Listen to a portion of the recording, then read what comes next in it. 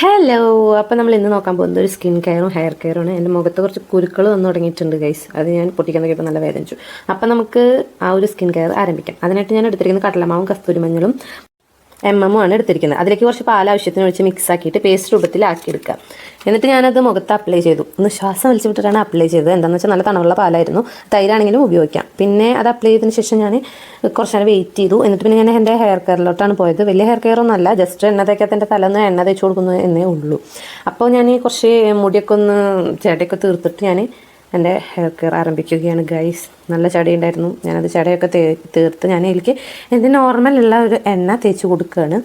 എണ്ണ തേച്ച് കൊടുത്തിട്ട് കുറച്ച് നേരം തല നല്ല മസാജ് ചെയ്ത് മുടിയൊക്കെ ഒന്ന് കെട്ടി വെച്ചു. മുടി കെട്ടി വെച്ചതിന് ശേഷം ഞാൻ കുറച്ച് നേരം കഴിഞ്ഞപ്പോഴാണ് ആലോചിച്ചു കുറച്ചും കൂടി മാവ് ബാക്കിയുണ്ടായിരുന്നു. അപ്പോൾ ഞാൻ വിചാരിച്ചു ആ മിക്സും കൂടി എടുത്തിട്ട് കയ്യിലൊക്കെ തേച്ച് കൊടുക്കുകയാണ്. അപ്പോൾ ഞാൻ കുളിക്കാൻ കയറിയതിന് ശേഷമാണ് ഞാനത് ആലോചിച്ചത്. അപ്പോൾ ഞാൻ ആ മിക്സ് എടുത്തിട്ട് കയ്യിലും ഒക്കെ തേച്ച് കൊടുത്തു. കയ്യിൽ തേച്ച് കൊടുത്ത് കുറച്ച് നേരം വെയിറ്റ് ചെയ്തതിന് ശേഷം ഞാൻ കളിച്ച് കഴിഞ്ഞു. ഞാൻ കുളിച്ച് കഴിഞ്ഞ് ഇറങ്ങിയപ്പോൾ ഇങ്ങനെ ഇരിക്കുന്നു എൻ്റെ കോലം. അപ്പോഴാണ് എൻ്റെ മുഖത്ത് എന്തോക്കെ ഇരിക്കുന്നു.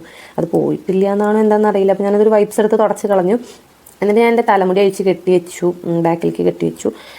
അപ്പോൾ നമുക്ക് ഇനി അടുത്ത പരിപാടി റോസ് വാട്ടർ അടിച്ചു കൊടുക്കുക എന്നുള്ളതാണ്. അതിനുശേഷം ഞാൻ ഒരു മോയ്സ്ചറൈസർ ഇട്ട് കൊടുക്കുകയാണ്. നമ്മൾ പുറത്തേക്കൊന്നും പോകണില്ലെങ്കിലും നമ്മൾ സൺസ്ക്രീൻ ഒന്ന് ഇട്ട് കൊടുക്കുന്നുണ്ട്.